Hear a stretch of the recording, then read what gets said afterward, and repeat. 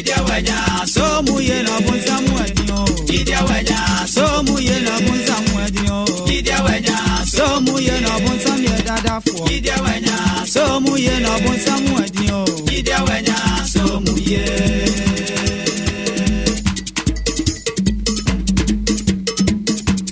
Gidia wanya so muye.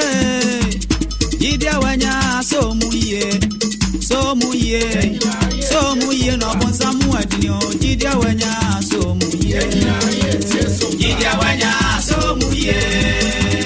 Gidia wanya so muye. So muye. So muye no bonza muadino. Gidia wanya so muye. Gidia wanya so muye so bonza no hode. Atiefo e mo bibia ajo e de mo ba sompa edu okru etipo nso no video kesi esuo ne ne yakwasi adobade na dom na watwumi nyina obaye ho ban Gidia wanya so muye enu na jo Gidia ni senso ne Gidia ni sedwumade mena na so atiefo nyina amunya krado ho kasafidie ne ho echimti sompa 90.7 prowuni ana bona mane ya Gidia ni se emre ni na yakwasi adajumbo so mena Gidia suma kuma aduonu emienu piampini ni aduonu enum obade ye do wase no so no so abapa hosima no aduasa ensia e wo fide kesi so anwumre midin abena atsa jamfuwa amono odi amono princess papa bi ugidie ni sen ye da so aye hwe the Sabbath showdown Saturday or Sunday all day is holy. Atiefo topic na no me da so a ejina me kutam Saturday kwasiada memeda da be na ye kronkron brade ye yemfa nsom yemfa ntena ye fie ana said ye e Gidie ni senso ji obi adwenkyere tum atiefo mo so mo kan dwumadie hu be na nwumre yi maboafo ni Pastor John Ajay aka Fear Not Overcomers Church papa obetene nka nwumre so for Richard Mizah Savior Ministry nya on kransansa tanwumre yi mo na me no mo beji dwuma yi atiefo mo sumu de wo mo adwenkyere betimi ta 0598 994994 eti anwumre de ye be hyase na Gidie ni se ya papam nso awutie yen nso akwanya wom dwumadie etwagu e wo Facebook Sompa 90.7 ene chief engineer na endowment no ye demo whole life nti ye besie nyina da bia kwase da bia na wachum nyina ono a ne boa ye dwumadie nyina wo honom nti anwumre da se so no ye betena na onsodu so a wachire wa adwen na de bia kam se de wiase ni sikọ no wa mata nkyerɛkyerɛ ene adesua enye enti pastor tena se ma menkɔ ne nkyɛn na anwumre yi me mana joe na afei ye hwɛ de ekɔ ye hwɛ de ekɔ pastor me mo ajo me Joseph me wura na mpom te sɛn Nyankopɔn adom me ho ye na won so yi ba de adone mo mpaibɔ ye kurokuram ene yesinra yakra yekram enti de de nyame ye ade nyina mo yemfa sedanye den ema no efi se woni nim de ye na waye den oye wasankafo na kan pefeti miansa na wohunu brei na honam de mo begu afiase mbo hu mane amane de na kurekweso wom na nyame baye den obobo yankunuma de yabotire nti in situation be manya den fear not mansuru ewrade de nkunim that's amen ewie so ye bekasa enti ate baba stage na mtun county pastor na nwumre so nyame adode ya bekan se be sha se bisemre no kwatiefo mo so mo kan home sifa number no to 0598 994 Gidie ni sedwumadie so de kwasi ada nwumre bia Hilly Point ye de bra wasi ya na ye to aso enti 21st sciatica the sciatica expert for and so ya de akọ 21st nwumre pastor Amos onu so di odi Amos nti Dr. Amos no me manager and sister Sarah mu 21st omo ba adwuma nkransa enti tiefo mo beti so for Richard so nka Mizah Savior Ministry onya ma yeyi na mra nsukwe na Pastor John Adam abeka me say pastor obebo mpa ya ma me na fe ya fiase onua ba nso no so beba bewuram na se de ne topic ne no ya sanso esuade na yakoye ni bebre nto Adam fa ye rampa ibom ne ncha meda wase menua fefe ye bompa ye ye da wase nyametumfo anwumre nso waboy ho ban wakora yasie wotaban kase na se omobro ho nti na ye da so te ase Rade wan hwe yem fonso ne mumu ya nya ma obonofo waka ye ho de abedum pempeso ye ne atiefo na hwefo me bom paye e de adwuma de hye wo nse na nwumre bra na bedi hene de ebe kasa Rade meja akoma na aso bia hye wo nsa bra ye mu ma ye ntiase ma ye wasem mu hunu mu ntiase asem ye chi no ye de asadama Yesu de mu nti amen amen pastor edase amen shira ba se to nsa frɛ wo anso waba nti asofo nka maka frɛ mo a ahia na mo ma me so yase no o kan Hosea enwoma na eti enan yimu ba akoko sinsia no wose nimdie a memman ni nto yede oyera na kwan ba na efaso yenya nimdie agese wasua de no na wanya mudie nimdie no enti ende na kropa de wo kan no enti yesratiefo eni ahwefo mo ma so program na sene na fe yentimi nya bre ne kese na yentimi mpensem mu etoda bra atwase de kyerensem mu no ensuyen Benisi se amama nka masem no na akoye asamfofo ati menim se ombaso ya sanfo sa breko no ebenye bre ne kase na fe yeti ma kyerensem amen ze sompanko ana afa sani so adini asa video bo asamre de ekoso ho no enye ba sompanya min champagne phone ti se ami adom ti bibia be fan ti pastor yenhwe said ye ne asamo da pronso no ye to ha abosome ye papa mu afra so fu mu da ma jeje mu so madwunche ogide ni senso adwumade ne ogide ni senso said ogide timi kire na nwumre bo amene meti the Sabbath showdown Saturday or Sunday what day is holy ye hwe penso de ye som ye Kristo sumu ye kwa ye bai meme da kwesiada semu aye bibia wo ho a bebere na se meme da na ye ho me da kron se ho me na te ho ye no kron faso me brade bi se kwesiada no ubu na nya kwesiada ene di kan ye kron wo se nyame se ye de som no anwumre ogide ni senso wa dwenkyere ene sen kwesiada meme da de na ye kron awurade se ye mfa som no ete saa na menu aba meda wase mebo aba so ne wadwuma yefo menchia menu na masofo a ewo nkwansa ne osofo bi a wotie program yi na kankan menu a Apostle Solomon Bafo City of Hebron Pastor Michiano pa ene mesofo panye Reverend Grace Safo wotichiman ene overcomers nsoroma na asofo ewo overcomers nyina menim se anwumre obia agebra omutie omunu asofo o kan Genesis chapter 1 verse 31 Bible so Onyankopon hu se de oye nyina eye na ye papa na oye den wote ho nti ade bia Onyankopon ate ho bia ye mu na busudie bio sa yes nti se Saturday o se Sunday o ne nyina ye kronkron okay me bata what ase o ka Roman 14 a Paul twro koma Roman 4 no nyame nam no so twroi wo se enna no nyame bo na nyina ye den pe but ye bani perform a na ebinim buda bi ye den esini dabi but Onyankopon nim de no nyame mu no de obona no nyina ye den na nyina pe nti Genesis 1:31 na medi kan ko tu ye no owi ade bo nyina no kan a wo se na Onyankopon hu se de wo ye nyina eye na eye papa enti se ye memendo se ye kwose se ye dwado se ye benado ni nyina eye kronkron ede ma hwan asafo Awurade Nyankopon mpato tena mekire ase nti uba esom no mu a ye wo se ye wapam foforo mu som na ye wapam dada mu de esom ene na amasa mentemo ase ne sa chinjeje no ye den aba na me ne me hu ne se eni kwa se egie ho de achinje se na medi kan kae no se nane nyina ye kronkron ma Awurade de a ne de da bia ye besom Nyankopon nyanwe wo mu bia no obetie na ebeso na ninsoso me ba toje ase woka Exodus ngoma na nyame na ni bra na wona Moses so yensenkere ne bebre ewo Aaron num nyina ayese onjai ne ma Israel na omonkonyere enkosom no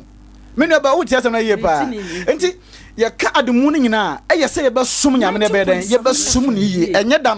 da no hallelujah amen sane papa betimi ene hu nya se nka kwasiada kra ye be ha se kwasiada ka duada kra ye nkwa sori yes and possible say me ma sori me da no say me ni asori mpanimfo hyehye na say ye jutum say ye basum duada mre be ntia duada no pa na mbe kwa sori e be kwa sori a mre be nyere entia sabna na e be kwa mre be nyere entia de hia na say ye basum nyame na den ye sum ni ye nti now de ye nipa na ahyehye da yi bi asi wo say ye nya no kwasiada yes no benada sabe penalty na me ahye de nyin da bia dabi o kan ye fansan Moses ngoma toso mienu eye Exodus chapter 35 verse 1 me kan ana obi na kan fa na ma me Bible no aha wan fa ma wo de ma men kan wa ha Exodus chapter 35 verse number 1 ye tiawrade asem wase na onyankopon hye Israelfo asafo no nyina na o ka kire won se nansia na awrade ahye se muniso wase nansia na momfanye adwuma na da etosonson no eye homeda kronkron a mode ba home awrade obiara nya adwuma yeden e wo sada no nya sa obeden obekunu yeka homeda kronkron enya som ti asem ne ye o tra me tana se wan fan ma yan say nyere yan fan som but Psalm 116 verse 15 was soro nyankopon soro na asase de wa de amanipa enti se nipa chusu se fine se nyame se yan hom sa dan se de besom nyame a enye bone enti nyame ye den opene so wiase we ho nhihye bia wo de ba ya ebeboa ma kristosum aye den akoso bia no ewurade wonye den ontia mpato tamagana se aha sa na de ne de enti se memendo se kwesado eno no nye den eno no nye problem na mum se besom nyame ye den yasum ne yiye eno na ye den asem no mpato tamagana se enti se yaka homoda ne de a homoda de na eye memenda wo bubu enana nyankopon se ase bo ne wiase na emu ne amane de a homoda ne ye den eye memenda home ye home no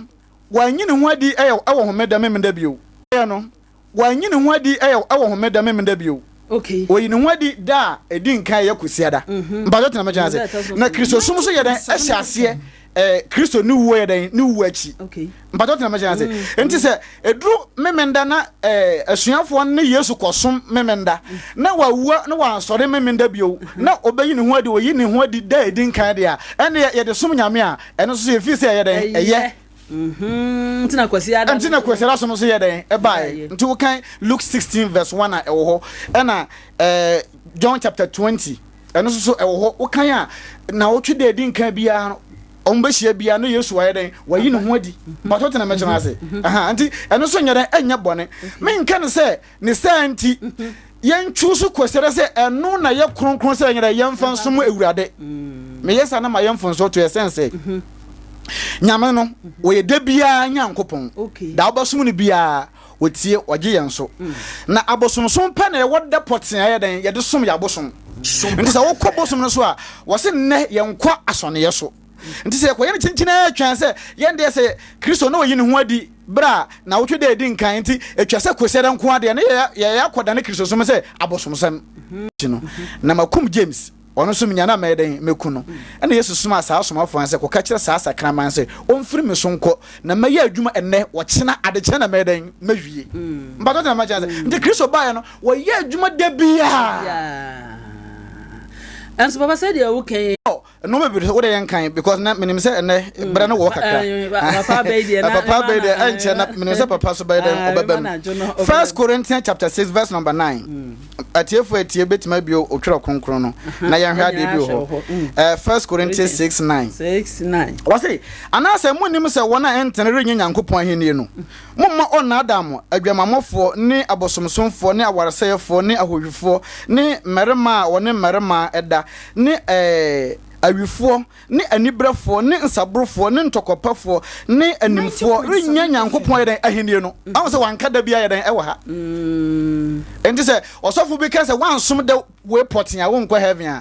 a hono de ntwei da ye begina Kristo atemu adwanenim no according to Matthew 25 verse 31 no wose na onipa baba wonanim onyam no abatana henwa kase no so no waboabo mama nyina yede ewo nanim ho na atemu mfiti ase mbato tan se na wapa nipa mienu wanka da yede basom nyame wo ho na wanka sore na wanka ye fansan eyi mete wo man ete kasa hodo ete ye fansan emusua hodo eno pa na ye begina nyankopon yede anim wanka da bia yede ewo ho so obi ka se memenda wanso memenda na wa enti wo nko heaven a me hu se menjine se no pressa se du se nyuma eni se de rade eno de bebu atanya na so na wankwa no kwasi na wankwa ne joada nti John 3:16 no wose se do nyankopon do wiase ode ndoba na ama yɛ sɛ deɛ bɛgye na di wayɛ den wanya nkwa nti nkwagye wɔ Kristo mu nkwagye enimi mendam na eni kwase dem mpatɔ tena me kyerɛ ase da say Pastor John J fear not overcomers I don't know enti tie for suffer rich that ba Visa Sebia Ministry no so mekɔ ne nkyɛn na anwumre yi ba manadwo amana kwa ba aba me mo adwo mo akwa ba na mpom te sɛn Yesu adomo da Yesu ase dom ne experience na mo mpa ibo enso nyame da na watwi asan amaye ama gidie ne sɛn emra so biem enti papa sɛ de nyame adomo de wa bɛka en sɛ do ba de ase da ase nso sɛ kofori de ato na won so ye to ye safre wa wo ba nyame hia no nya okese papa ye beba wo ho na won so de ne da ho aye hwɛ the Sabbath showdown Saturday or Sunday 4 days holy this year no na bosumo nyina de ato ye je ajeje ogidi ni senso meme da kwasi ada da be su se urade ye no kronkron e wanyankopɔ ye kronkron se ye mfa nso bɔ na nyina no die na osusu se ye pensu ye ya ebeboa ye ntie no nkomotwetwe na ya hya ase ndi papa ye ntie won so adwen kyere eda osoro ne asaso ofo ase are ba akon se ye papa ya kasa begburu na wakasa ne de wa kyerɛ sɛ da enka hwe didie ne ye di hia na ade ba akon se e wo se ye hu ba bi a didie nyina so firi ebi se ba hu se de nyankopɔn a me som no te a ntimi som ni ye fa ya ni we hu nyankopɔn ya di didie ni hu no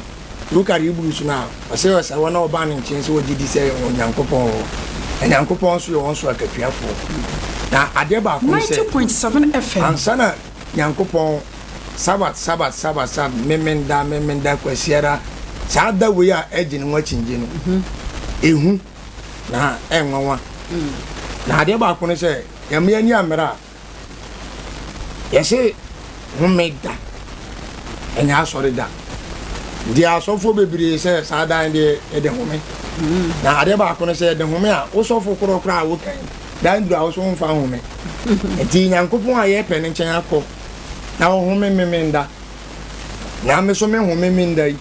na mɛda ni nyankopɔn atena ebetima yiyi enti nyankopɔn ba ɔbɛfa fiara na wafa memenda na wafa kwasiara ana yi da bi asiwa ɛde nyankopɔn ani gye ho enti Yesu ade bi wa ewo Roman fo ngoma kitwa bi a me pese kan kitwa bi na ye di sua ade di me madam ya kenkan ma ancho madam pacho ma oneshi me pacho say which is the Sabbath day was it that ben is Sabbath Saturday is the Sabbath day why do we observe Sunday instead of Saturday we observe Sunday instead of Saturday because the Catholic Church transferred the solemnity from Saturday to Sunday. Was it Argentina? Da ben a Sabbath. And was Saturday. Na Argentina. You observe Sabbath Sunday instead of Saturday. And I was say Catholic Church. Roman Catholic Church a free Saturday at the for Sunday. And the Roman for need de so many free memenda eko kwesiara. Enya so de bia ndi kwasiara sori nyina hye Roma yase ndi se wade bi wono wanhu na obo se nyina ye bai ebeduru ba bi Bible say okwan bi wa tene woni pa ni so enso na wie no akọ ade asembe ba ti papa nye onu anka bibia no ye memeda enye omo a ka bibia ye memenda ndi Roman fo ne di kwasiara be ti Roman abro munya wiase nyina tumi no ena omo de omo som ebesi wo se yen som enti abra na Yesu Kristo nwuye yehunu memenda abra Yesu Kristo wu achi Pentecost da onkonkon be eno susu ye behunu memenda enti Yesu ni wu achi yedi memenda ye koso kwa asore memenda na se yetwam ti Yesu ade afiri baburu na ade ba ko ne se ye wo memenda asore min ko bi da min ko je obi a memenda asore da asora me ye kura me hyase no hyase firi kwasiara 90.7 FM October 2021 na bisa ewurade saa na we eji ni wa chinje e boy ewurade so mpae na me da wo sia no me hu se ya twere bible na ya twere wie no kenkan ewie na ya sere paper twere no ena bibi sa se na adenta ewie na ya sere paper ena ewurade kyere me se na ni nsem we nu ya yafiri ena de omope ena ye di so enti mi wie ye no ena me fa sa quotation na kenkan kyere me no emi bie na ba yi me nda no pepepe ena me se sa dia no ebi ya so de afiri kwasiara na ye de akọ me nda ti baba sa de o kyere sa obeto aso se roman fo na yi ba ya je se suma ya sunya ya kọ ne kwasiada no ye sum ye so mo ase na nya nya roman fo ase nya kọ ne pe ni ye so mo no en so be nim Sumpa FM. Omo ani di buronya be, omo ani di Easter be. Omo ani di san hye we nyina ba na nipa di so. Okay. Enti wi ase nyina ba je kwasera tum, se enfa kwasera anya homeda. Enam kwa mu eba. Ah, enfinance se no mfie awrade. Enfre awrade. Ewitade ba ko ne se. Sa uko uko kureya Dubai. Dubai asase. Oze afiwe nkramofo achiri wi akro omoye no bosome ebe wura na himu ana na himu ni nkramofo yo mo achiri ya satam so na roman fo so fasting roman nkramofo nyina age san hyehyɛ atum ba on be ko o ma so de fiara bai kwesere dura ede be homeda ebi se wi ase wi mo ayehye wi ase abre nti enyi sa da nsi wo na ye ma asase enya mframa asase home ya de ba ko no se dani beduru na se egu ya ebeti nyankopon ase na ebeduru nso na bebere so awu nti ebia na emetu nti o se wo pe no kre o se mo pese mo ye masuafo am mo betra mensem na mo behunu no kre na no kre nti o be ya de hye nti no kre ni ma obi ntimi nso ani ade ba ko no se no kre wo ho ba ne se ne ebe ya yebehu se ne ebe ya yebesua aye de ama nipa bebere nti obi afa ne se no won konkono mo wadiye so me so for me di na chi di besi nne ana o number bi am number bi ora so ya so de kwasiere o de wotete me question as se me papa a o ne wo da so te wo ora so ya so de kwasiere de am so ene de mi hu ne o no anwu bi nti da bi e ko ya do ye obesra no ye ko ye obi adoye ye ba na SDA for mpon ye de free me so for ya no a 90.7 open da de so mpa na SDA fu me se papa na se ma wu kan de no kure we wo ho ne de asie ade ba ko a ehu na enwanwa ne se wan sere bibia mbisa bibia mfiri nyankopon wa nipa bebragu ebi se o kan homeda pe asofo bebre sa efirimram homeda efirimram heaven na ye pa akono enye heaven ye brofo kasa nti broni ni kasa na ye heaven and earth obo soro ni asase enye heaven ni ye pa akọ kuro no nye heaven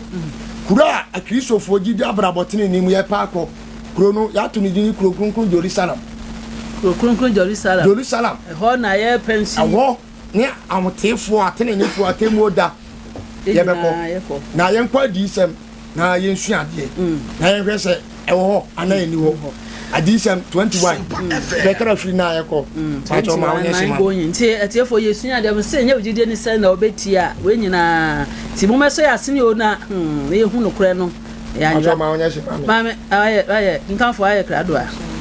babia 21 carry free na nkoma e pentemo awia so no disi ade yeko no baburu da wanim de yeko no Wase Edisem 21 verse 9 wase na abofo ba son kurukura kuruwa nson abofo ba son kurukura kuruwa nson na hawo musuo nson a edi akire no ahyehye mu mama na mu ba akọ ba me nchen na mu ba akọ eba ne nchen na me be ka se na Yohane hunu sa asem se brana men kan kyerɛw bofo en se Yohane brana men kan kyerɛw ayefro adwama no yere no ogwama no yere no na ode me nam honhom na ode Yohane pon man kopie ba bi na wɔkyerɛ me kuro kronkron Jerusalem na wɔkyerɛ ne kuro kronkron Jerusalem no sɛ efiri soro Nyankopɔn nkyɛn sane a efiri soro Nyankopɔn nkyɛn na esane ade baako no sɛ nipa ntimi Nyankopɔn ntimi ntena yɛn ni Nyankopɔn ntimi ntena enti heaven abrofo kasa heaven soro ɛnyɛ soro ne yɛbɛtena ɛyɛ asase aso by asase we deɛ ɛnyɛ we so ne yɛbɛtena asase we betwam te wɔ se ɔsoro foforo ne asase foforo ɔsoro we betwam asase we betwam enti kuro a yɛbɛsara tena so sɛ asase foforo so no kuro ne din di kuro kronkron Jerusalem enti ɛnyɛ heaven kuro heaven abrofo kasa ɛkyerɛ soro kan baabo mame ɔse ekura Nyankopɔn animonyam kuro no kura Nyankopɔn animonyam na ɛma no yɛ han na ɛma no hyerɛn yɛ han te sɛ ɔbo a ne boɔ yɛ den papa ɛte sɛ ɔbo a ne boɔ den papa te sɛ ahwehwɛbo a ɛte sɛ ahwehwɛbo a muti ahwehwɛ kan baabo na ɛwɔ afasuo kɛseɛ tenten na ɛwɔ afasuo kɛseɛ wɔn sɛ Noah pɛn so no ɔkyerɛ na adaka sɛ de wɔn si nyɛmfa saa ne kuro no so Awurade ama yɛsusu no pɛpɛɛpɛ the measurement no nye tailor for nye mason for ne de bae no one di kan de bae nti kuro no ayekotena so kuro kunkun Jerusalem ewie pere ayekotena so no kuro kunkun Jerusalem so yesusu pepepe kwamba aboma ɔse na ɛwɔ apon kɛseɛ dumienu ɛwɔ apon kɛseɛ dumienu na abɔfoɔ dumienu tete apon no ano na abɔfoɔ dumienu tete pono no ano na apon no so na wɔatwerɛ din a ɛyɛ Israel ma na ano no ya atwerɛtwerɛ din bi Israel ma musuakuo dumienu din Israel ma abusuakuo dumienu din apon miɛnsa wɔ apueɛ pono no miɛnsa wɔ apueɛ apon miɛnsa wɔ atifi miɛnsa wɔ atifi miɛnsa wɔ anafo miɛnsa wɔ anafo na apon miɛnsa wɔ atɔyɛ enti kuro no ansa na obenya mawura no Sompa FM da bia pono bia da dia ya twere bia Israelfo abusuakuo dumienu a Nyankopɔn yi wɔn omudi ni gua no enti sese wuji Kristo di a na honhom mu yi ubeye Israel ni every say o ka Romans chapter 11 unya na ade kenkan a o se omanye ni ama omawai omo afiri bia no ti wa uye duamu nwuramu duango a ye de wa hyem he no anya hantan enti sie Israel fo anji Yesu Kristo ani ni ama mamamufo ye nya chafa enti de wanjina ni se Kwame Akwasi ipa sumasi wanya ni ama wo nya kwanya isa kwanya wo ko se Israel ni wo ko se Israel nye se dabi nya Ghana ni enti fami bradi semwa 1412 na onya shimam December 1412 Yenina ye ko se Israel for dia so wo se ha na ahotefo bo aseto enti bebrebewu nya de ba ko se honam we krokunkun Jerusalem en fa nkobi Yankopon beto esisi ayi kra emu be pai honam we firi dotiem ebe ka dotiem a enti kra ni pia ana abra wawu a atemu maya aha no mo matene omukọ home bia kan baabo mame ɔse ɛha na ahotefo bo aseto ɛha nom ne ahotefo bo aseto wo wa wokura Nyankopɔn ahyɛde wɔna wokura Nyankopɔn asɛdeɛ ne Yesu Kristo ɛne Yesu gidie okay enti anya gidie nko a na mmom asɛdeɛ ka ho ba ne yɛ kasa fa gidie nko a sɛ wogi Yesu di a asa papa asɛdeɛ ni bi ni san asɛdeɛ no Nyankopɔn asɛdeɛ a ɔnam Israelfo so de amba enam apam dada mu saa de besi apam fufuro yi mu ti na se yepen so ye bia nya bone me da se ye ma Israel for dabi ma Israel so mfam so me ti yepen so suma won se ke ni Hebet hata na Israel mayo by Hebet aya de ma no so Nyankopɔn ani hata mo no na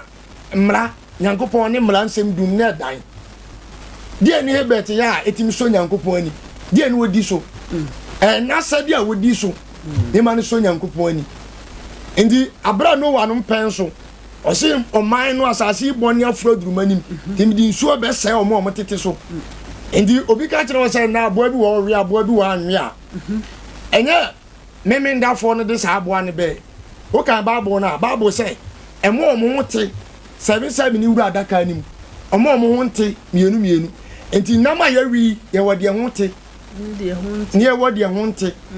ndi obi ka kire o se abo we bi awe a enu nsi ebe kokwan de na emom ye wode ho te ye wode ho te enti no one pen so kra asade ebe na o mani so a awurade di nso hidi bɛfa ɔmo lot no pɛn so ahyɛdeɛ bɛn na ɔmo ani so a awurade di gya bɛhye ɔmo papa yɛ ahyɛdeɛ ne gyidie ɛyɛ ahyɛdeɛ ɛde yɛ bɛkɔ Israel sase kono so obi gya Abraham deɛ wotua ntotoso dudu koraa ɛnyɛ wobɛkɔ gyam sɛ Israelfoɔ no awurade hyɛ mo adeɛ baako no sɛ Abraham ankasa koraa tua ntotoso dudu na ansa na Yesu Kristo ɛba no na wadi kan aba kɔ na yɛfrɛ no sɔfo panyin Melkisedek enti ɔno koraa ne bɛhyira Abraham enti wogye Yesu Kristo di koraa verse 18 kenkan Bible ɔse na Salem hene Melkisedek na Sadam hene Melkisedek ɛde paano enti awurade adidi Abraham di bi awurade adidi nwan no me woyɛ mistake ɛyɛ bobe nsa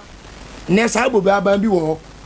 yɛmfa no nto ɛnyɛ adidi nso ne ɛbɛyɛ adeɛ baako no sɛ Melkisedek ɛde paano ne bobe nsa bra Abraham kenkan Bible ma no ɔse na ɔyɛ sorosoro Nyankopɔn sɔfo wɔyɛ sorosoro Nyankopɔn sɔfoɔ na wɔhyira no sɛ ɛna wɔhyira Abraham sɛ ɔsorosoro Nyankopɔn a wɔyɛ ɔsoro ne asase wura ɔsoro Nyankopɔn a ɔyɛ ɔsoro ne asase wura nhyira nka Abraham na nhyira ne ɔsorosoro Nyankopɔn a wɔde atamfo ahyɛ wo nsa kan Bible na Abraham ma no nneɛma nyinaa mu ntotoso dudu na Abraham ma no nneɛma nyinaa so ntotoso deɛ enti yɛse saa nsɛm wɔ nyinaa yɛ Israelfoɔ nsɛm baada bi ente saa Genesis 15:13 kan Bible ma papa yɛn kan fo anu sinti sɛ ne sɛ Israelfoɔ penso yɛ deɛ Israelfoɔ yɛ a ɛnyɛ bɔne dabi awurade gye tum adi ɛbisɛ wɔ nipa ne de aba ade ba ko sɛ Israel ko nyinaa Israel ankɔso anyɛ Israelfoɔ mu bɛkyɛ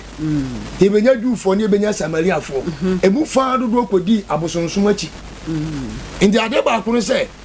ne sɛdeɛ ɛbɛyɛ a wobɛhunu bɔnsam akwan wanhwɛ yi a wohunu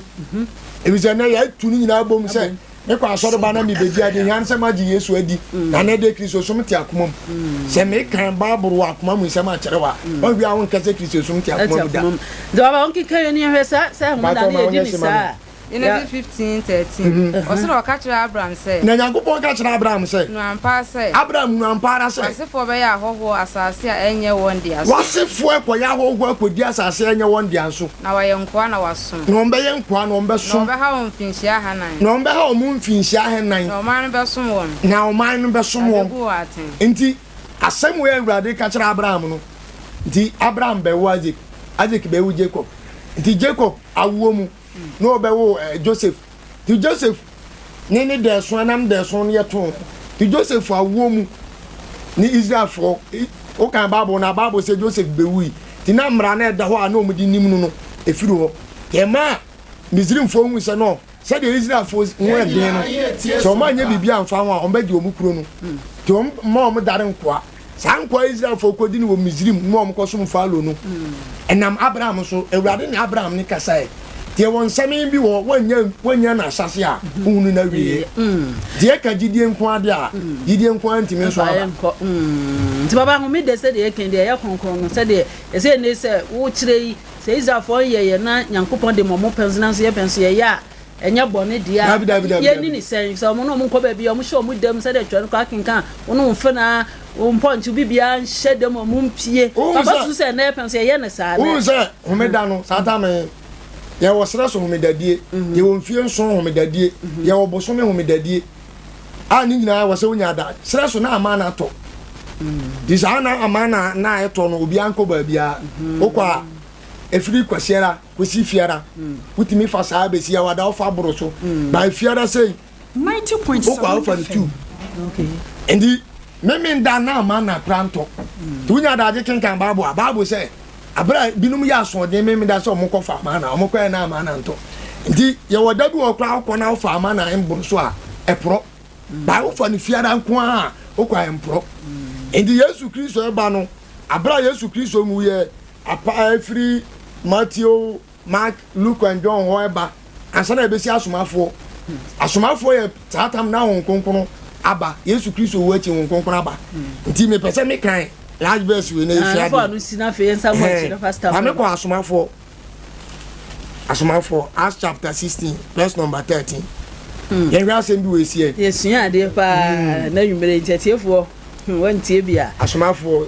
16:13 kan ba ati pia so si Lydia adwen sachra na homeda duru yi na yefiri no mo ko asuo bi ho omufiri kuro ni mu ko asuo bi ho nsuo bi ho ba bia yesusu se wo sore ho ba bia na omususu se omusoma ebeyeye yetena ase no omutena ase no yakasa kire ma obehia ho no omukasa kire ma na omahia ho no enti ade ba ko ni se na Israel for ekodi nkwaso mu biem Roman for sare form no mum endi abro munya kwan dwan ye no omu dwan ko nwuram ni ko asore ko som ye ba bia nsuo bi hu ana omu tu se omu soma ebeyeye endi sata mu nyina de na ebesere si nipa be dwane endi Yesu be obesa ya de homeda Yesu be obetutu ahombone di Yesu Kristo be no ode nsisaye bam ano ne akire nipa be bra adwene every emrane ko no Jeremiah 31:31 ono mo pam foforo Hebrew chapter 8 verse 10 ono mo pam apam foforo ni nyina o makoma mu apam foforo enhyehyɛ a wode ma omo enti nsesaye bam saa nam Yesu Kristo so man nsesaye be enti wenum no nam sa na omo hye omo nti omo ko nwuram ne kwa asore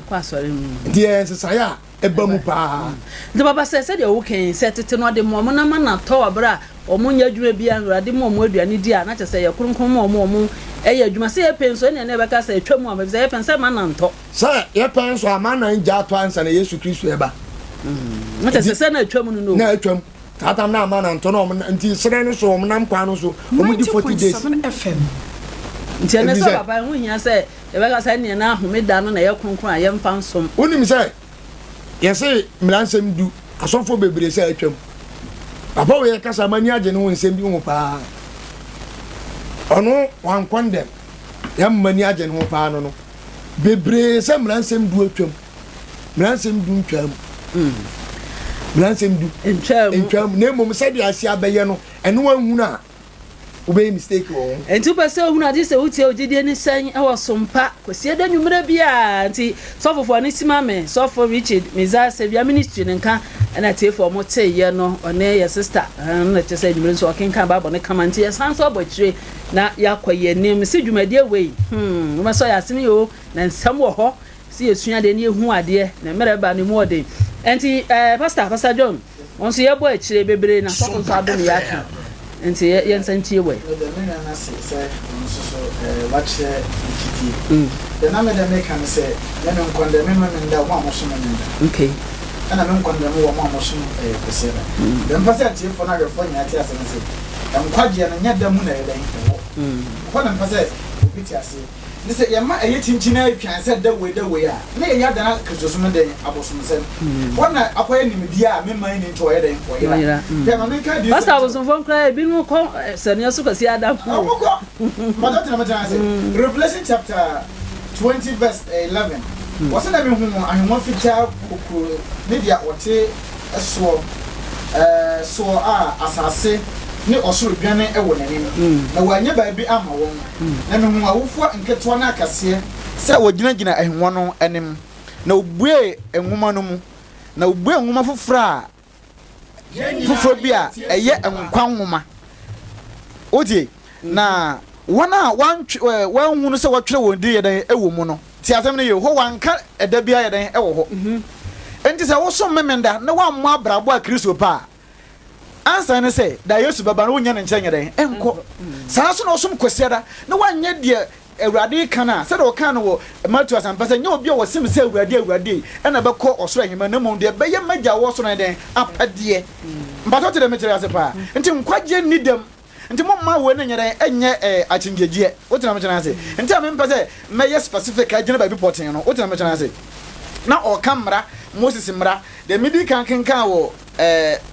Exodus 31 ho no se ye gina we so a enena nka o mo amoso memenda nka se nyame akum o mu nyina firi ase because mra na Moses kan wo no bia na otimi di so wo se ma mu nsoja enso o mu ye o mu dua ne Friday ba de chen Saturday a o mu soja ye dan ehitidi woso gas okura ni nyina yedan eyeja nti obia ntimi nyina enni nti Kristo baaye nti we kan John chapter 1 verse 17 a wo se mran na Moses so na adon na okura de enam ho so na ba enam Kristo so na yedan na aba nti se Kristo na enam adon na okura na so aba de a na Kristo abatena mu de a eni kwa se ma sa mran kyekere ye ewo nyamesom mu What am I going to say? And to the young can be no back be Bible na kan mama. Galatians chapter 3 verse 23. Galatians 3:23. And mom found me dan chechero ho. Ana man focus and chechero ho. Ya flexible. Na sum nyame na yeden sum ne. That is my point. Ogidean soup na onwuma. Yes. I'm not na ahede. Da yesu baba no according to Revelation chapter 9 verse 7 was na me hu no ekuo ka se obi ntimi nkan ho gyina hemmo nanim. Nsem o ka ho no wanka da bia yeden asem wo. But na majaze. Until Revelation 22 verse 12. Nanso hia so dia se ne Nyankopon de nti na oyes ada no ma Israel. Ma me kire wa de won se wo de ba ye Ghana. Me bia me kasa Ghana because of say Hana me ye den me wo. Menim se na wiase ba bia ye den etie. O tell me say say ye ye adwuma from Juada kosi memenda ye nkwa adwuma. Ko se ye nkwa adwuma. Meboa. Nti se ye nkwa adwuma se ye de sa na no bia so Nyankopon a. We ne bon ne be na wo ma say e ma ye chimje. Nto da ma me no ba na kenkan. Galatians 23. Atifia so say mrabo kwan ma ajenko. What nti sa amra na omo ka say e na Moses say wo say e bo kwan ma de ajenko a oni Kristo kenkan. O say na gidie nyamae. Tio na gidie a ni Kristo nyamae no ho. Wodi yesie mra. Yensanko Galatians 5 verse 16 to 18 no. Na ye hwa de say and na say e kwese de mra bi kikire ye ho a. Kenkan. O say honhom ne onipasu. Honhom ne onipasu kan ma me. Mo nante honhom. Wo say ye nante wo de be mo. Honhom kwai. Muni honam akona chi. Na muni honam akona chi. Na honam akona do tia. Na honam akona do tia honhom. Na honhom tia honhom. Na honhom tia honam ko. Na honam nioma mienu yi. Na sa noma mienu nya den enhia kwai. Na esimu de mo pese mo. On esi ye de pese ye den ye kwan. Aha kan 18. Na honhom de mo na. Anti se Kristo a wobetena me mo John 1:14 asam no ba ye honam na betena mu. Na sa Yesu no ne honam ne nipadua na honhom timi mu dia. Na mu nimra. Ne ye nimra se. Nti de ben se e twa so de mra ye den a chechere ho. Me ne ba wote de me kire ase. Nti se me hwe se de ebi ne mo se na ye de ye akonhwefo ye memendafo ye hwanhwanfo na ye de tue ho na ye de chechire ho me wa so mra ye ntim fanya adwuma na ye metaye mabufuo kire se we kan Galatians chapter 5 verse 14 wo se na mra nyina ba wi asem ba ko so ye den do yanko se den wo ho wo so wudi ho meda nti wo ton ade ko nua beto kwa wo den wo nton ma no odo na Yesu kan wazam ne ewan wan chrodo nti na wa ni so no nti first John ba ka kire se so wo so do Nyankopon na ota wu nua wo so ye den wo ye torofo mba to de mejire yaze ba se ya na sa kwa nas de ekika kenimu a se nya konko enwie peye One man and you pay a who say, oh, my salmon and a church of what in it. What an imagine? And to us, bringing up a weird day, as some barco said, do young Cosaden, just old don't you remember I call your phone qua, net dear Ben Panawaya, my abroso. What an imagine?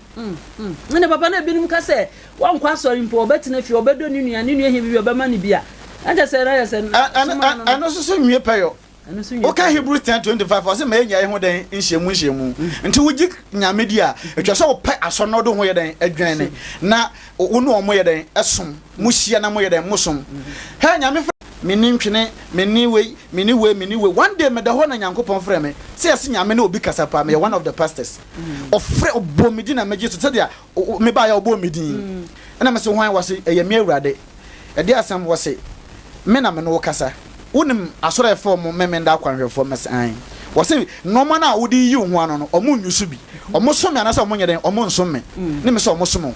wo se minim asore form Church of Christ mesan wo se normal na o ka no omo nyusu bi omo so me anasa omo nyeden omo nso me so omo so wo se unim asore form Jehovah Witness mesan wo se omo nyusu dia wo ka ne bi omo so me anasa omo nyeden omo nso me so omo so wo se de obahwe se ya adwuma na hwe so ya adwuma me preach for 10 good years na say na yeto machines manpower yes and say you say ezi asore nyanti nyame ba nanti wonye wotenene ba kokora wo ezi asore mu say Church of Christ nya anti nyame ba na wonye wotenene ba ko wo Church of Christ mu yes Church of Ephesians Jehovah Witness enya asore papa anti nyame ba nanti wonye wotenene ba ko yeden anti mo menja sa hypocrisy nyame somo no anti me say me dem gina finfini me ye Kristo ni me ye Kristo na musini anti wo say mamra nyede enchekire me mamra enchekire me say chinchina atwa say so memenda sa na me mamra enchekire say chinchina atwa say ese me yeden musum kosiada ene sa na tiade ya ne ya kwasoro kosiada da fiara ne fiara ne okura de yampa bo yenjai ye hia nyame wontie yen mpacho tena meje ase enti nkwaje wo Kristo mu nkwaje enye dan enidam mpacho tena ase enti me de ma no be sina me nua basa ba mu kan Colossians chapter 2 verse 16 mame nti jide ni sai ana wutie no ana asugusu nti obia nti esumpa nyina nti esumpa na wo meso ya asem Colossians 2:16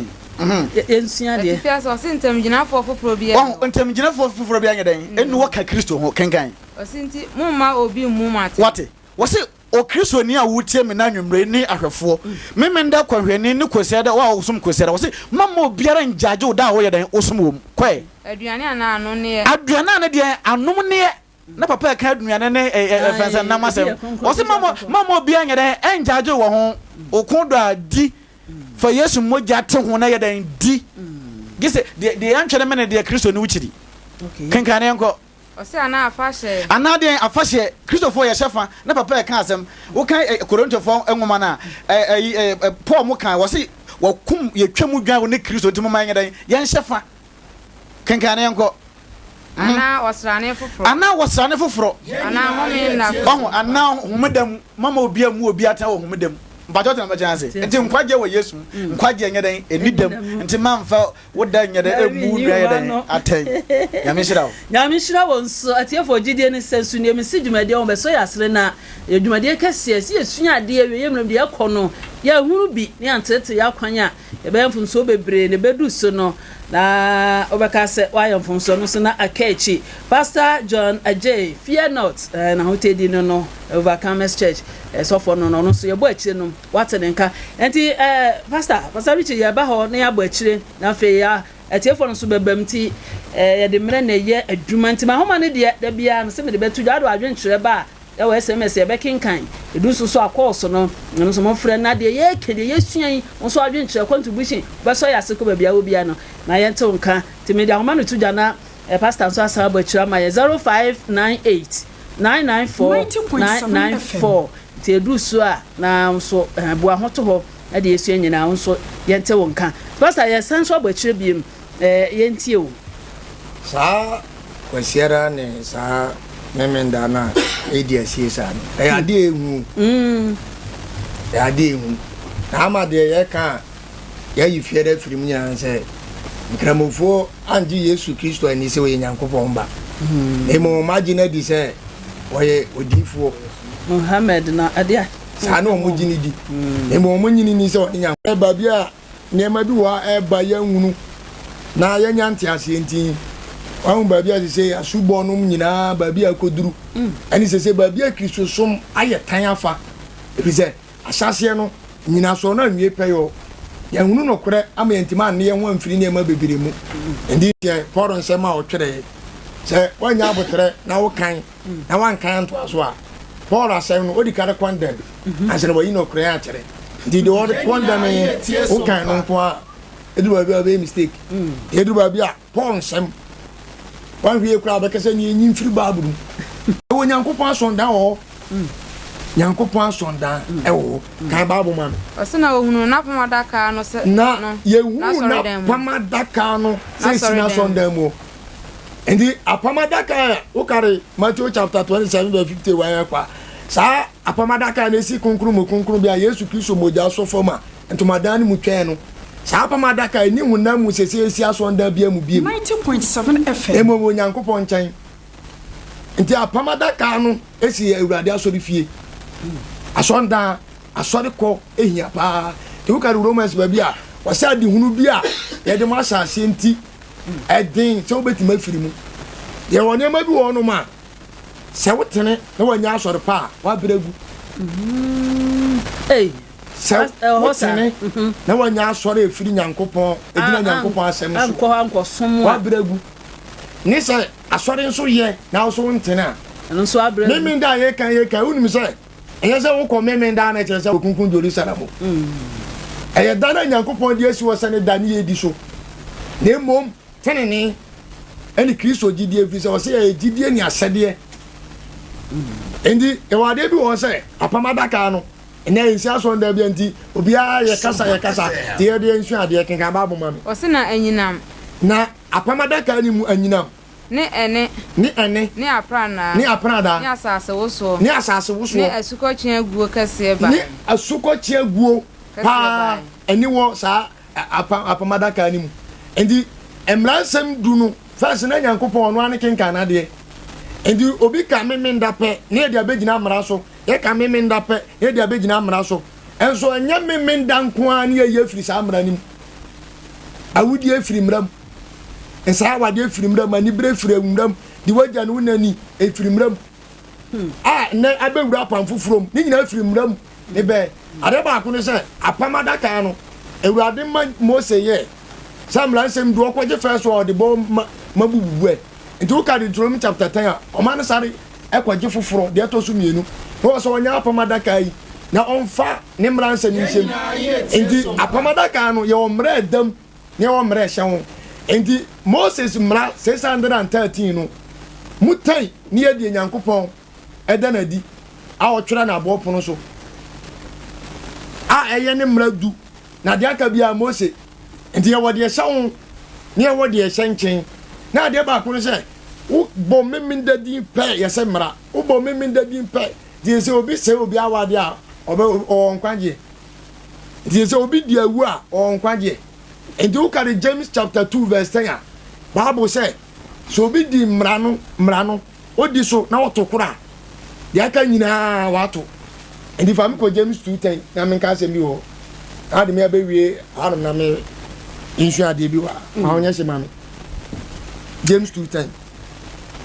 and James chapter 2 verse 10 kan Bible some was say mra no hwehwe ositie mra no hwehwe asutie nti wa so eden mra nkra ndi bebre wo ka mra da bi o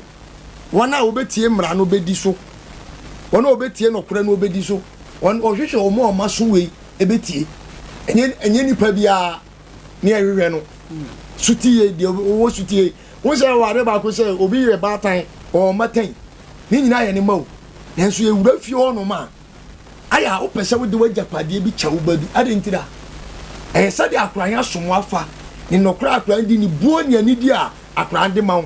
di sa akran bia se papa ne maame to a aya japade bi o pese wo de kyesa maame ni wo ko hwini sasani de wontie na so dindinde sa aya wo bampo a maame benya nko yi na firi ni mam ba sa ni pa na mo a wo se ni papa ni maame ni emom oni awo de na emom o maame asem odi aduma di asem no ka maame osenia de obedi mra nyina so na obeto baako no na wadi ni nyina ho fo kan Bible efiri se de waka se de waka kire me se nse awade man se awade no okan so se sam asami anso ne ka se ni ewu mani ewu na se wo se awade na wudi ewu a na wa ye mra no tofo enti mra no wudi wei so na wani wei so a de ade ntira mi magic Kristo adi na awudi ye bone anibra ye bone na abosonsom ye bone na homeda de mi ja chiri die ade ntira homeda nko ade abaye nipa dindin sei na ye de pe se ya pede manyankopon ade ba ko no se apede bia nu afiri nipa nche betima wie nyankopon anim peyo ade nyankopon apede ni be wie nipa anim enti sa prada nyina ma na wo apamadaka ni mu no na nyankopon ankasa ne mransem du no no okenka na de if am Isaiah chapter 20 verse 17 18 na me fama no kwa homa no so ne Isaiah 20 5:18 mami na mransem du nyankopon no no okenka na de ba Israel fo sure efisa no okenka sa nsema na adi sema ka no eno na epie firi mu ba enti wadi bone watonko a na wo se asemto enti oman no sere Moses esrew ko sere nyankopon se wa kenkan nyankopon de kasa ehunduru enti nyama na e wa pamadaka mu yenhwe ba bi efiri ba an ba bo ma me etifia se wo se oman no suro na oman no nyina hu apra na no se asem no ewurade kenkan oman no nyina hu apra da ni anyinam a papa ne totorobento ne bepo a efiri wisie no ni ene be pa efiri musie na oman mra no na nyankopɔn keka na nsɛm wɔ ni si enti saa nneɛma a Yohane hunu na di sɛm ɔsoro bie ma na ohunu ye no sɛsie awurade asɔre fi apamadaka no ɛnɛ asase wɔ esu yɛbɛkɛ sɛ atwa mani abiem apamadaka bia nya adwuma biem ba wɔ soro jo papa yam na ye bre atiefo mre nie jide ni semre so ne Clement o message no ebi akam my name is Clement from Bonso ebi akam nti santwe ba bire na afi yenkama yetiefo nti yakwa homane so na yakofa afrefo no bro say di Canada da no memfa no hello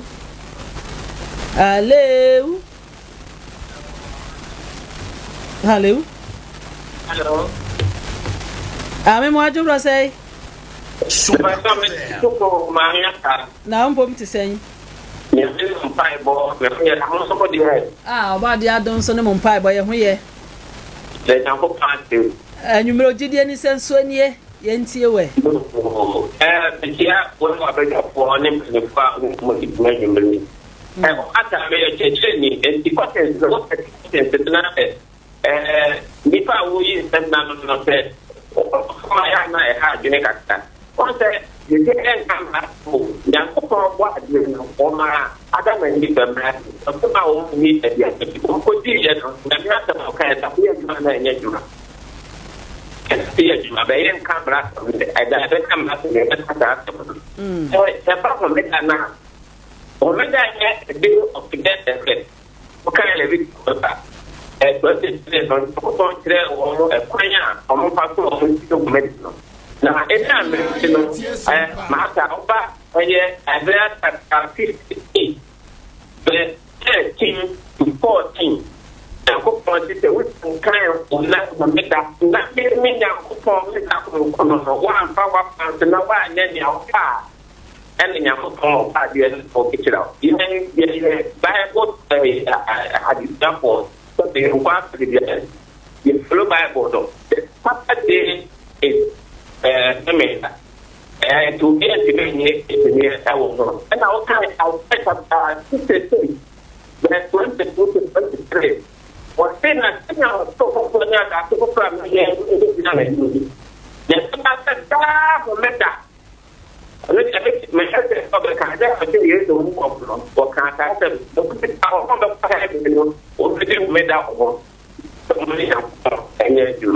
yeah, don't say brass and you're Michelle. So, hello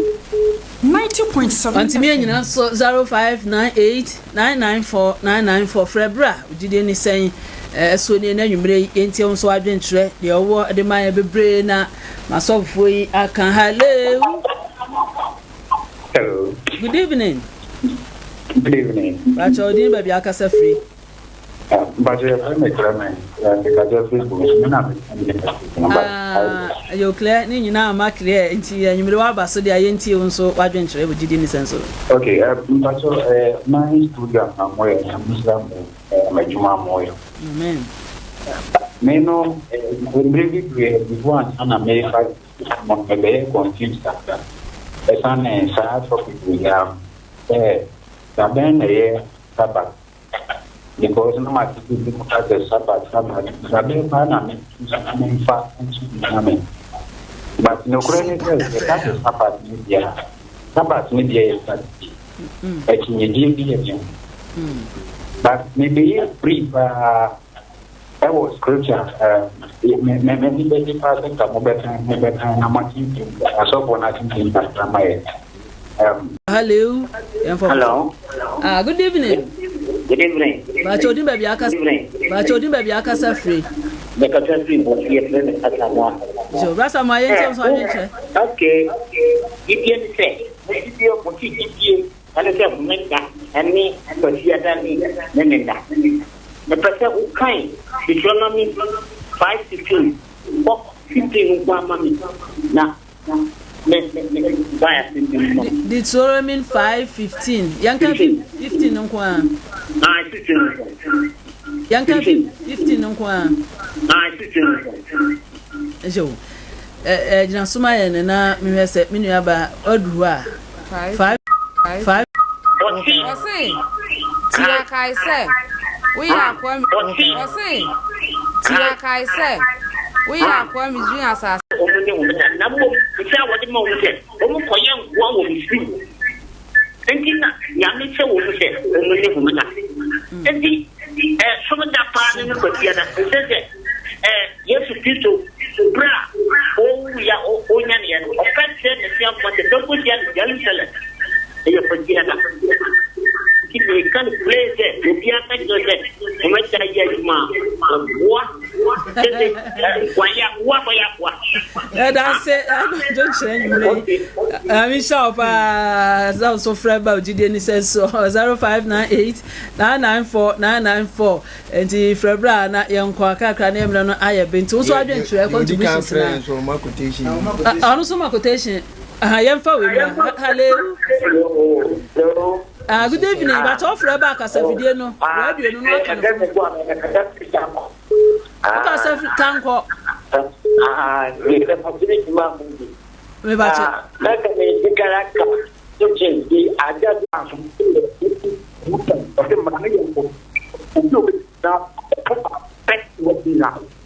Don't be quite not the name of the Sabbath. Take your money.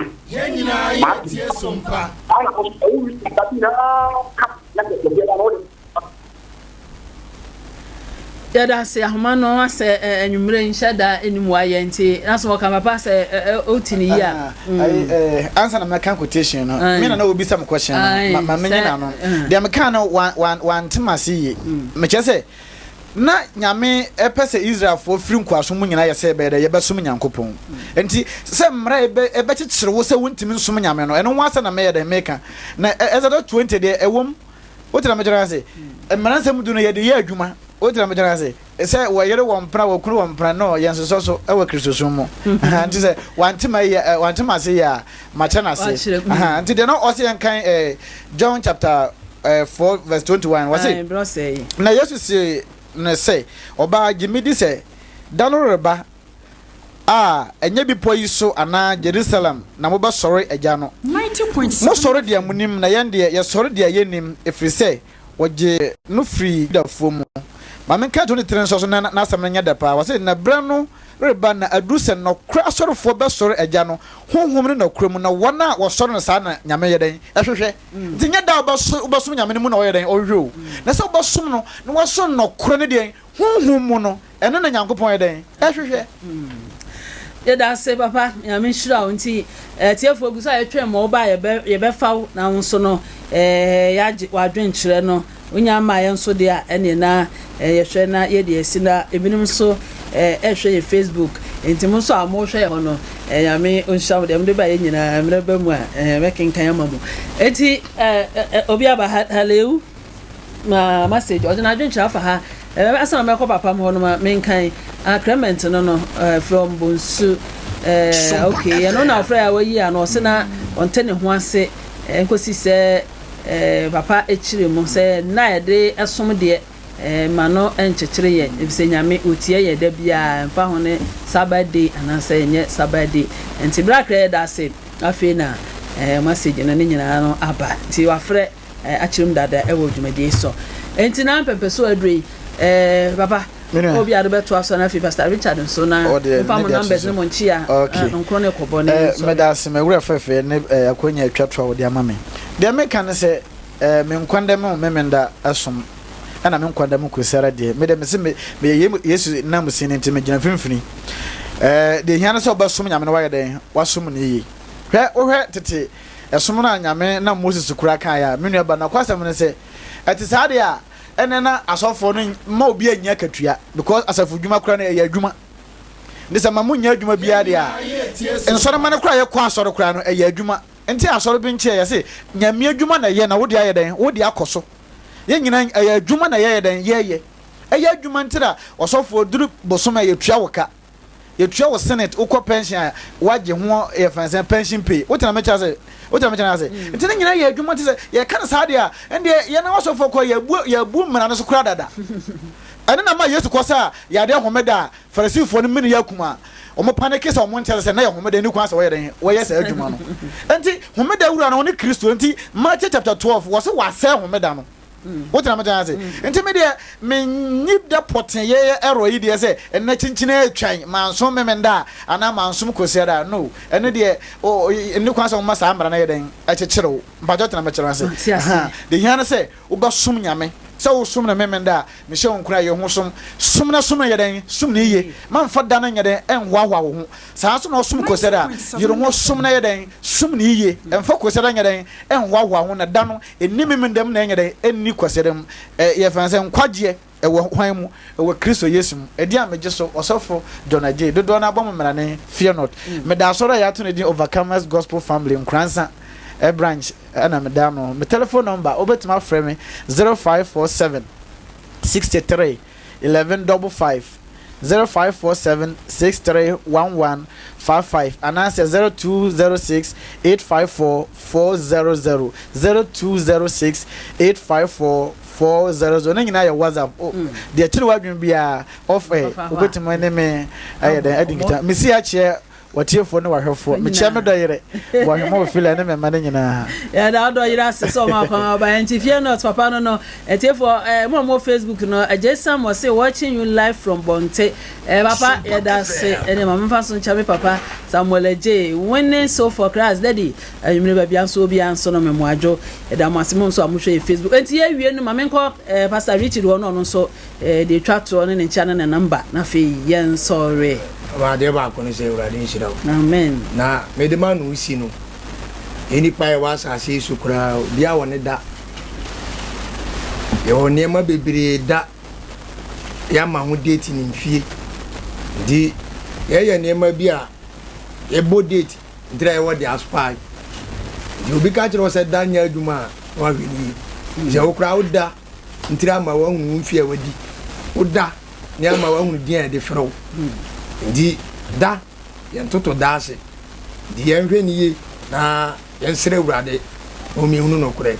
amo bia kan kire wo se da sem de nya da nya pa yen dani ma kan ni do asompa wadi e frame so for Richard meza se bia ministry bozu ko fodua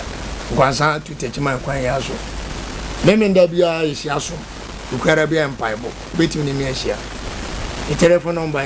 053 63 66 819 053 66 819 na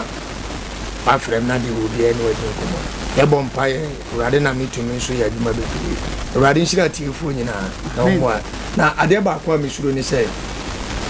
aduma ye tia ye atemu o ye djuma ya ye djuma dia ye di atemu dawo ya de ba ko ni se ye hunu se aduma ye ma urade ya me djuma kese pa ni ye di nsama ye de ba ya dwena ye kire ye ka no ebetima so aba obi mu me de ebetima so we de ebetima so ya de ba ko se se hunu no kure den nam yeso mo bi ekohunu de wonhunu abo se sintudu ande beba na de nam no so beba ya de ba ko se ya ye kire eni ya ye kan difo yi emi ani mere ne mompa ye sinyankopon ne kasa e kire e kwan dia ne mompa ye ne urade kire e kwan na stia ne kura ye no ya mfa omo mutim ankoto awu urade nshire obia Yesu die no amen amen papa me da se mama okenka ma ye bebe na pastor me ka asem tie obi me nua Richard nya me sha no pa obewi o ka asem bi wo se da yade a ehu hia pa se if se da yade ehu hia dia me da hia kwesere so ye dan ehia enti da se nipa da se nipa kra ye we da nipa enti na kupon da enti nkam kwesere so hia pa kupon da enti nkam dia me pesa me chere na kwesere so akanya me da sai ka o de ba nipa fom nipa fom ti sister nya me sham so se bia won chia bia so beto asa ti for so person be hu di se na wabo aye pa I be ba show your friend